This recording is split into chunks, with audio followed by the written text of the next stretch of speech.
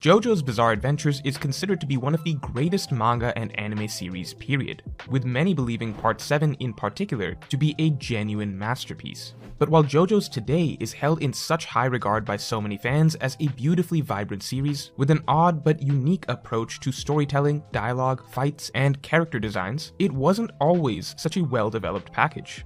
In fact, out of every anime and manga I have ever personally experienced, JoJo's Bizarre Adventures had, by far, the longest journey to becoming what I would consider to be a truly well-written series. Starting off with Part 1 as an extraordinarily unpolished manga that was missing nearly every significant literary element that most would consider to be important to storytelling. However, part of JoJo's unique appeal is that it is split up across so many completely distinct parts, such that despite its polarizing beginnings, the author has, over the years, had the opportunity to do something that most other authors can't. He has had the chance to continually do a soft reboot on the same series over and over again, while continually getting to improve on his formula. Meaning that with JoJo's, more than any other series I know of, we are actually able to observe an exact step-by-step evolution of an author in clearly traceable segments. With each part, we can see Araki improve as a writer in some specific area,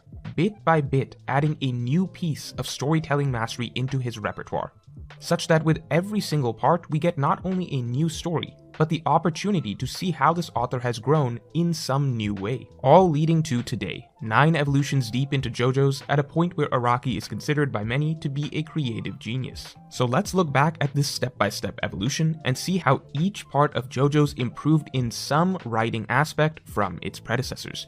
Note, this is not to say that every part is better than the last, just that each part clearly added something that the previous ones lacked. So let's get into it.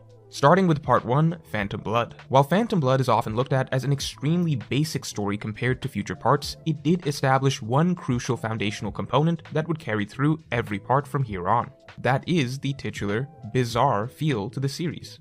The grandiose style of speech, the absurd character designs, the ridiculous fighting styles that are all seamlessly woven together with the more heavy dramatic beats and character motivations, such that it's all supposed to simply mesh together without any real acknowledgement of the weirdness that permeates the otherwise serious story. This is the distinct style that makes JoJo's. It is the style that most fans tend to fall in love with, to the point that diehards will argue that even Part 1 is great, despite being such a basic storyline, simply because it is the origin of that classic JoJo's style. However, Part 1's simplicity beyond that touch of style makes it seem extremely primitive compared to future JoJo's. The plot is unbelievably straightforward, there aren't exactly many compelling character arcs or surprise twists, and even the action is tame by JoJo's standards. The bare-bones nature of Phantom Blood is probably best represented by the extremely one-dimensional protagonist, Jonathan.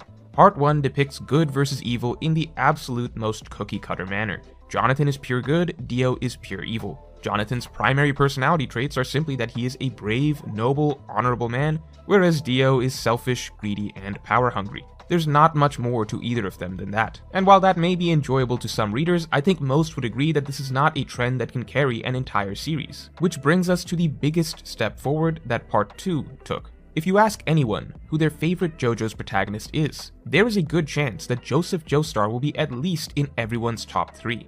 And I think most would agree that he is easily the single most immediately charismatic and likable JoJo. With Joseph, Araki was able to take a step forward in how he writes his protagonists, shifting away from the generic Jonathan and taking a bold step forward with a more rough-around-the-edges hero, which would become the standard for most JoJo's from here on. Gone is the pure goody-goody cardboard cutout protagonist from Part 1. With Joseph, we now have a cheater, a rogue, an underdog, an improviser, a loose cannon who is never afraid to play dirty to win. While Part 2 doesn't have that much better of a plot than Part 1, Joseph is the first and arguably only JoJo in the entire series who manages to carry the entire part on his own, as his charisma brings a sense of fun and excitement to every single scene and battle. Essentially, with Part 2, Araki mastered the art of writing a great protagonist, and created an iconic character in the process. And along those lines, Part 3 took a huge step forward in writing character ensembles. Whereas Part 1 and Part 2 focused on barely 2 to 3 main characters at a time, and most of them outside of Joseph were honestly somewhat bland, Part 3 onwards embraces the idea of a diverse and zany cast of main characters that all have their own quirks, abilities, and absurd personalities. This makes it so the hero no longer has to carry the part on their own. Rather, the group dynamic as a whole is what brings most of the charm to the story and keeps us coming back. It's interesting that while Jotaro is the JoJo that plays the biggest role across the entire series, he has the smallest role relative to his own part, as Stardust Crusaders really is about the Stardust Crusaders as a whole. From part 3 onwards, each JoJo's part is defined by at least 3 main characters and usually more.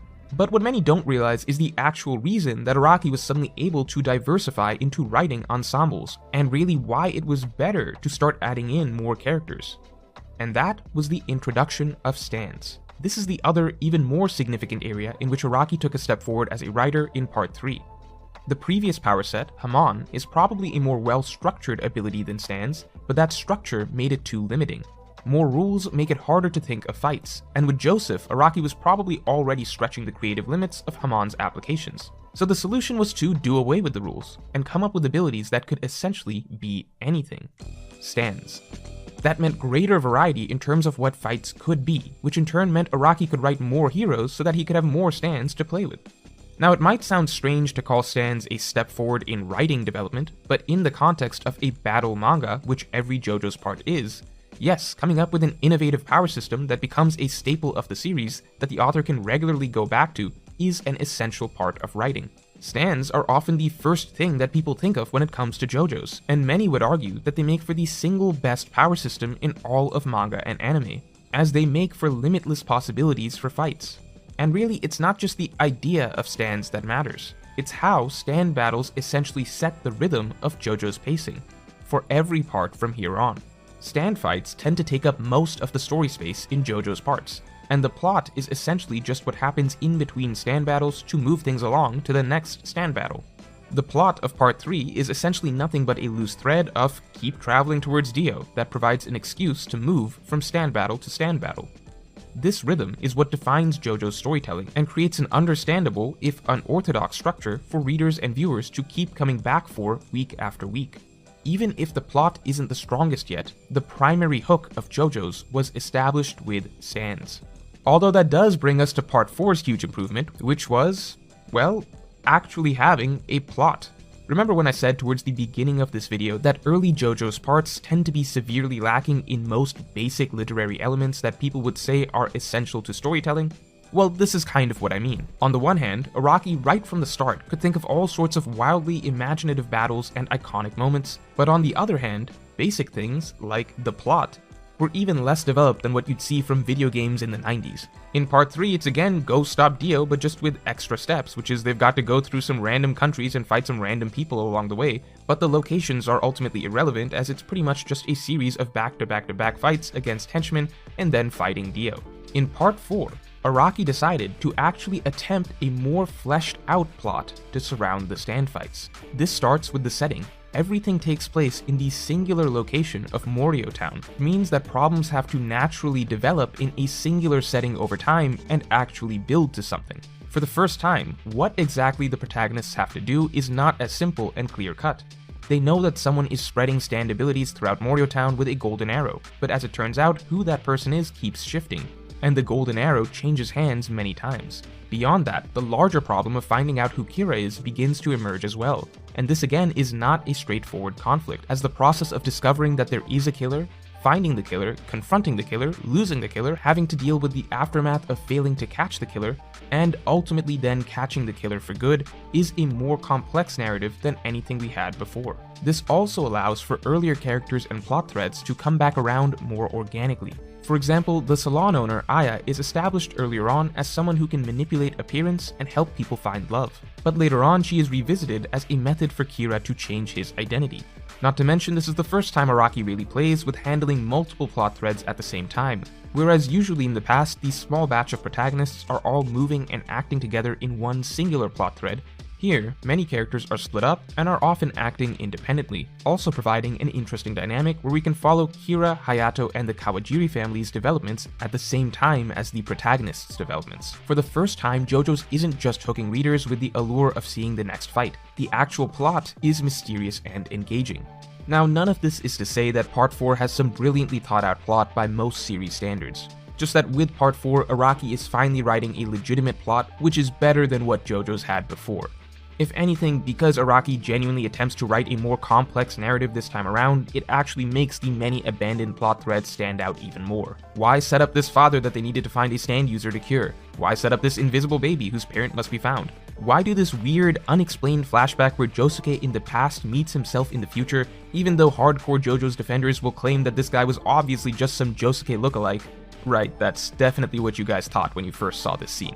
The reality is that good mysteries require setting up lots of mysterious plot threads and then following through on them, whereas Part 4 did the setup part and then didn't do the follow through for pretty much any of these plot threads. Instead, just kind of switching over to becoming purely a Kira manhunt for the second half with everything else ignored. But that's okay, because the point is growth. This was the first time Araki at least wrote a more complex plot, with more twists and turns, simultaneous story threads, and at least some things coming full circle. And I would argue that one of the biggest things that Part 4's plot was missing was given to us in Part 5. What Part 5 Golden Wind gave us is a crucial element of plotting, particularly in a battle series, which is momentum. What do I mean by that? Well, in past JoJo's parts, the pace was always somewhat lackadaisical. Yes, they always have to get to the villain to stop them, but not a lot is happening in the story to up the sense of urgency or shake things up at every turn. In Part 3, their plane crashed, so now they're on a boat, and then they're in a car, and then they're traveling through the desert, and the whole time there is the general sense that they need to get to Dio at some point before Holly dies, but not much is changing over the course of their journey. It's all just moving along one continuous pathway till eventually they get to their destination. In Part 4, a lot of it is practically slice of life. High school students trying to figure out how to make a quick buck, or trying out a new restaurant. And even with a killer on the loose, that doesn't mean there isn't time for a friendly game of dice, etc.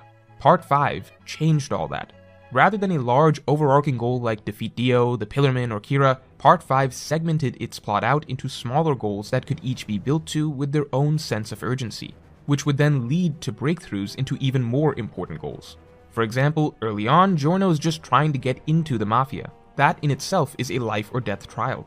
And once he has joined the ranks, the new goal is a race to get to Polpo's treasure so that Bucciarati can be made a capo. This provides a high-stakes short-term goal. But once that is accomplished, they're then handed the bigger goal of delivering Trish to the boss, which turns into a new race of sorts with the Hitman team. All of that culminating in a major twist at the halfway mark of the story, with them now having to try to survive the full force of Diavolo's assassins as they try to find the secret of his past. And after finally overcoming that hurdle, only then does it all come down to a grand final showdown in Rome. In Part 5, we are constantly being given high-stakes goals that separate out the part into its own set of miniature arcs, such that it feels like there's something new on the line at every step of the journey, and every time they achieve one of their individual goals, they get new revelations that are often surprising, and raise the stakes even further for them to chase after a new, even more important, and even more urgent goal. Essentially, while the previous JoJo's parts got by on basically just having the characters go through fight after fight for a general purpose, Part 5 pushes the importance of each individual set of fights through a rapidly escalating set of stakes, giving us a far more gripping plot moment to moment. And to cap off the first group of JoJo's parts, the parts before the universe reboot, in Part 6, Araki takes a very, very important step, which in turn is what sets up Part 7 onwards to be held in such high regard. Part 6 is the first part in JoJo's that truly has a clear, defining character arc for its protagonist. Jolene is the first JoJo that is genuinely a different person at the end of the part than she was at the beginning. And I don't mean because of the universe reset, I mean before that. The Jolene that is first dropped into Stone Ocean Prison versus the Jolene that fights Pucci for the fate of the universe at the end are two very different people. Now yes, the protagonists before this, Joseph, Jotaro, Josuke, etc., they did go through soft changes and developments over the course of their respective parts. Jotaro goes from being a pure loner to seemingly appreciating the bonds that he made over his trip. There's a brief bit where Josuke has to seemingly learn to become better under pressure, even though it already seemed like he was really good under pressure before this, and this bit of character growth is never referenced or made to seem relevant at any point again. But sure, you could say that there have been moments where JoJo's in the past have changed in some ways and learned some small lessons. But Jolene is the first JoJo who had a complete transformation, and the story itself really is about her transformation. Part 6 is the tale of this young and naive girl being dropped into the crucible that is Stone Ocean Prison, and then growing into the spitting image of her father, a strong, stoic warrior with just as much willpower and determination as any of her predecessors. The prison itself provides a great setting for this growth to happen. At first, she is completely helpless in the face of even normal inmates, being bullied and pushed around, with it initially seeming as though it will be on her father to have to come rescue her and get her out of there. However, the responsibility soon shifts to Jojolion to have to save her father. And over the course of the rest of the arc, she goes from being the one that everyone picked on to essentially being the strongest and toughest person in the prison, capped off with her actually breaking herself out. And the scenes that probably cement the before and after of Jojolion better than any other are her first interactions with her boyfriend Romeo versus her final one. Where initially she is thrown in prison because she is a love-struck, naive teenage girl, the Jojolion that walks out of prison is a hardened fighter who doesn't bend to Romeo at all, who actually intimidates him, and ultimately doesn't show him empathy in the slightest. And on the flip side of the equation from the protagonist, Part 6 was the first part that also attempted to write a deeper antagonist as well. With Pucci, we actually get an extended, tragic backstory that helps us at least somewhat understand his motivations. Now, I don't personally think that Pucci is a great villain, and it's important to note that a backstory or fleshed out motivations aren't the only things that make a great villain. For example, Kira is very straightforward in who he is and what he wants, but is still more interesting by most people's standards than Pucci. However, it is necessary to note that Pucci, like Jojolion, still sets a precedent for the type of writing that we can expect in the rebooted JoJo's parts of 7 and beyond, with more emphasis on character arcs for the main characters, and more emphasis on adding depth to the villains. And so here we have Part 7. Spoilers ahead, for anime viewers' reference, this part is a completely rebooted version of JoJo's, and it actually became published in a different magazine than the previous parts, with a monthly release schedule. These factors together allowed Araki to not only write a more mature story, but also spend more time fleshing out the story, and it really shows. This is the part that definitely took the most steps forward all at once. And while Part 7 Steel Ball Run will be getting a more in-depth video later on to really break down everything that makes this part so special, for the sake of this video, I'm going to just keep it concise and highlight the 3 key areas in which the storytelling improved. First, going off what was previously discussed in Part 6, Part 7 has easily the best character arc in all of JoJo's for its protagonist, Johnny Joestar. Steel Ball Run begins with it being stated that this is a story about Johnny learning to walk again. And of course this means figuratively as well as literally. Johnny's growth as a character is the most nuanced storytelling Araki has ever done, and it marked his evolution from being able to write a good character arc to a truly phenomenal one. But it's not just Johnny, we see character arcs for pretty much all of our protagonists, as well as heavy, complex backstories for various side characters and antagonists. It feels like everyone in Part 7 has a story, and not only do they have stories, the nature of every character's past, every character's motivation, every character's journey is complicated. This is the second point in which Steel Ball Run marks a huge step forward for JoJo's. Gone are the simplistic days of good and evil from all the way back in Part 1, gone is the easily understandable morality of the previous universe. Nothing in Steel Ball Run is black and white, nothing is clean cut, this world and its cast of characters are all painted in varying shades of grey. Protagonists are revealed to be repenting for heinous sins of the past. Villains make more compelling moral arguments than the heroes. In this race for the ultimate prize, the question of who deserves to win is genuinely a difficult one to answer, which makes for a far more thought-provoking read than any of the previous parts. And the third and final point of improvement is that Steel Ball Run is also the first part where Araki truly carries through a well-developed thematic message from beginning to end. Some believe Part 5 was the first to do this. I respectfully disagree. While Part 5 did incorporate themes such as fate, the past, the future, etc., none of this was particularly well developed. Just throwing in themes and ideas doesn't mean much on its own. The structure and coherence of the messaging is what matters the most. In this vein, I do also take issue with something a lot of Steel Ball Run fans tend to ignore, which is that in this part, Araki attempts to vaguely incorporate a lot of thematic ideas and threads that ultimately go underdeveloped. But a lot of that extra messiness can be forgiven, as at the end of the day, the most important core theme centered around Johnny and his journey of growth is structured and delivered brilliantly. Ultimately, themes are what a story is about, which is why this is the first JoJo's part that truly feels like it tells a complete, clear story. Literally starting with, this is the story about how I learned to walk again, an initial premise that Steel Ball Run will be written around, a premise that is certainly brought full circle. Even if Steel Ball Run doesn't follow through on all its thematic threads, what matters is at the center of the story, there is ultimately a clear, identifiable through line that is told from start to finish, making Part 7 feel like the most well-told narrative of all the JoJo's parts so far. And finally, that brings us to Part 8. This is a strange case, as I personally consider Part 8 to be the second best part after Part 7. But simultaneously, I think it does not improve on anything in particular that Part 7 or previous parts didn't have. Even when it comes to the sense of mystery, well, that was something that was already present in Part 4. But there is one area where Part 8 did improve that people don't often mention. And this is a point that is extremely encouraging for the future of the series with Part 9 and beyond. I think many consider one of Araki's weaknesses as a mangaka to be his long-term planning. You can see instances of dropped threads and ideas in every JoJo's part, even his best ones. And looking between parts, there is only the vaguest sense of an overarching plot. In parts 1 through 6, the original JoJo's universe, the only real connecting thread between any of the parts was something like, oh no, Dio's back again, or Dio had a son, or Dio's disciple is around this time. You had certain items that carried over that could be used for future plots, like the arrows or the mask, but for the most part, that's about the best that it got. But Part 8 is the first part that feels like a true continuation of the previous part. Parts 7 and 8, even though they both feature entirely different characters across a very large gap in time, have the greatest carryover in terms of ideas, and also set up a distinct, central, continuous plotline that will remain relevant for future parts in this rebooted universe. The themes of Part 8 are a direct continuation of the themes of Part 7, an idea that I will elaborate on in a future video.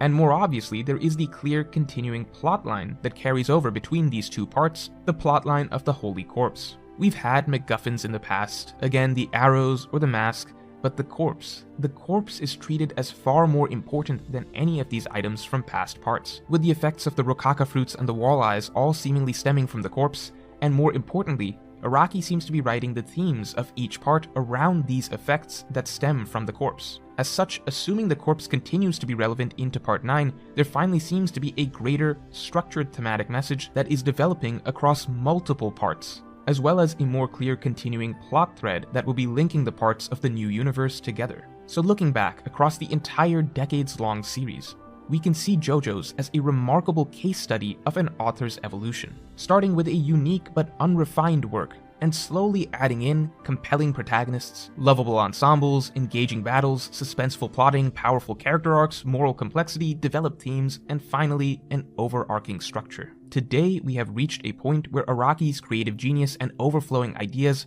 are more methodically organized and fused together with traditional storytelling standards. And it's been this journey of continuous evolution that has made JoJo's such a joy to come back to with each part, as we can always look forward to something new. And if you enjoyed this video, then definitely like, comment, and subscribe for more videos like this.